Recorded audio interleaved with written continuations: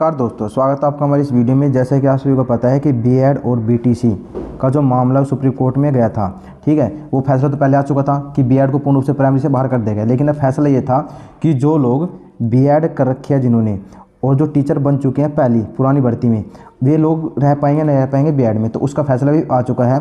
11 जनवरी को आपका फैसला सुनाया गया है। उसको हम बिल्कुल शुद्ध हिंदी में, बिल्कुल आसान भाषा में आपको बताएंगे मतलब क्या है। आपको बताएंगे कहाँ कहाँ से किस किस राज्यों से बीएड को बाहर कर देगा। यूपी का क्या हाल है, ठीक है, छत्तीसगढ़ से, साथ साथ पश्चिम बंगाल में जहाँ नियुक्ति पत्र दे दिए गए थे बीएड वालों को, उनका क्या हाल है। ठीक है, तो वीडियो देखिए।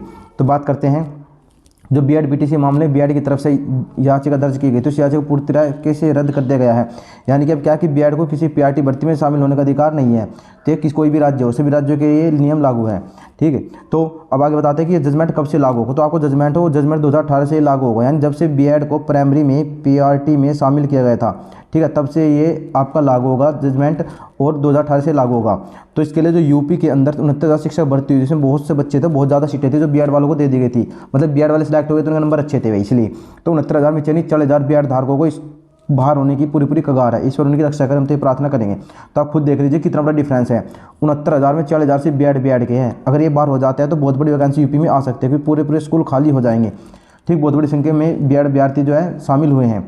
अब आगे बात करें हम कि बीएड के पक्ष के बारे में, जो पूरा जजमेंट तो हिंदी में बता देते हैं, हम आपको क्लिप भी दिखाएंगे लास्ट में। ठीक, कि बीएड के पक्ष के वकील का पूरा फोकस एम्प्लॉयमेंट पर था। उनका मानना था कि जिन्होंने बीएड कर रखी है उनका क्या होगा, वे बेरोजगार हो जाएंगे। साथ साथ जो शामिल है, जो शिक्षक बन चुके हैं, जैसे 69 शिक्षक भर्ती में यूपी में लगे हैं और पश्चिम बंगाल में लगे हैं, तो उनका क्या होगा, वे बेरोजगार हो जाएंगे।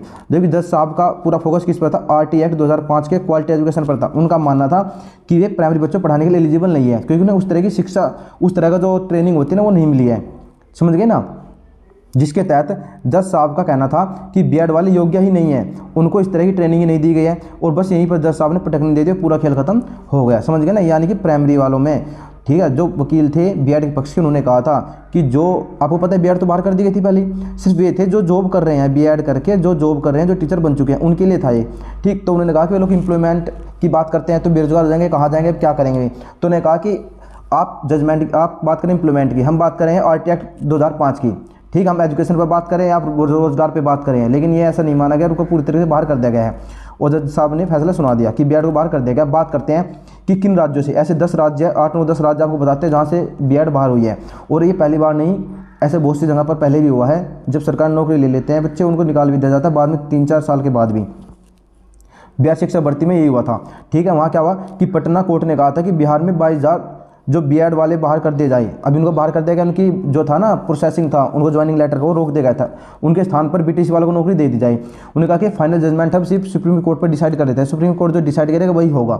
ठीक है, तो डिसीजन ये है कि बिहार से भी पूरी तरीके से बाहर कर देगा। प्राइमरी में ट्री 1 हुआ था ना, 1.0 हुआ था, शुरू में प्राइमरी भर्ती हुई थी। ठीक, उसमें बीएड वालों को पूर्ण रूप से बाहर कर दिया गया है। अब बात करते हैं राजस्थान। राजस्थान से आपको पता है कि पूर्ण रूप से ये सारी जो घटनाएं राजस्थान से चली थी, उन्होंने सबसे पहले केस डाला था। तो राजस्थान में तो लोगों को पहले राज्य सरकार ने बाहर कर रखा था, फैसला आया तो बीएड वाले जो नौकरी करे थे उनको बाहर कर दिया गया। इसके साथ साथ बिहार में भी जो ज्वाइनिंग ले चुके थे, ठीक है, जिनका नाम आया था, उनकी रोक लगा दी गई थी भर्ती पर कि वे उनको ज्वाइनिंग लेटर नहीं मिलेगा, लेकिन अब उनको पूर्ण रूप से बाहर कर दिया गया, पूरी मोहर लग गई है। बात करते हैं एमपी में भी ऐसे ही उन्हें ज्वाइनिंग लेटर दिया गया था बीएड वालों को, तो बाहर कर दिया गया है। ऐसे आपका छत्तीसगढ़ में भी ऐसे हुआ था, तो ये लोग भी पूर्ण रूप से बाहर है, ये भी बाहर है। बात करते हैं पश्चिम बंगाल की। आपको पता है पश्चिम बंगाल में पीआरटी में उन्होंने कहा था कि हम बीएड वालों को उन्होंने ज्वाइनिंग लेटर दे दिया था, उन्हें जॉब पे भी भेज दिया था कि आप एलिजिबल हो, आप नौकरी कीजिए। वहाँ की कोर्ट ने फैसला सुनाया था। ठीक है, लेकिन वहाँ एक लाइन थी लास्ट में, उन्होंने कहा था कि सारा फैसला सुप्रीम कोर्ट के अधीन भी है भाई। ठीक, तो ऐसे आपका उत्तराखंड में, ऐसे हिमाचल प्रदेश में, ऐसे यूपी में, पंजाब में भी ऐसा हुआ है, प्राइमरी से बाहर कर दिया गया और जो लोग नौकरी करें उनको भी बाहर कर दिया जाएगा।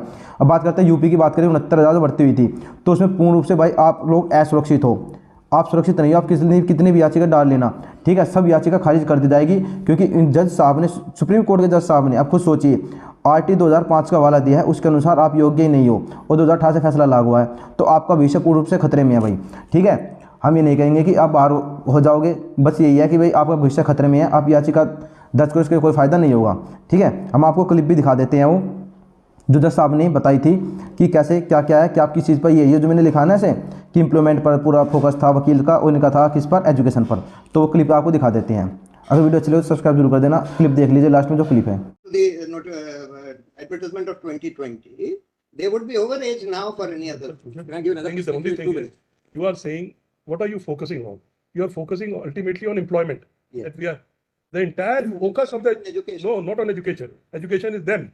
The entire focus of the Right to Education Act was on quality education, and the quality education is for elementary classes diploma, not you. You are not qualified. You have not been trained to teach elementary classes. So that's and why- once we have held that, how can we say that you? That's why the bridge course. That's why the bridge. There's nothing like bridge course, and that's all. But the only reason why I'm saying. Don't even have any bridge course. For a minute, just give me a minute. As you, Mellis, we will not seek any modification of judgment. I want to give a different perspective in 2 minutes by the clock. Yeah, 2 minutes. Mellis, I am the batch who are applicants in the main matter with Madhya Pradesh, Chhattisgarh, Himachal,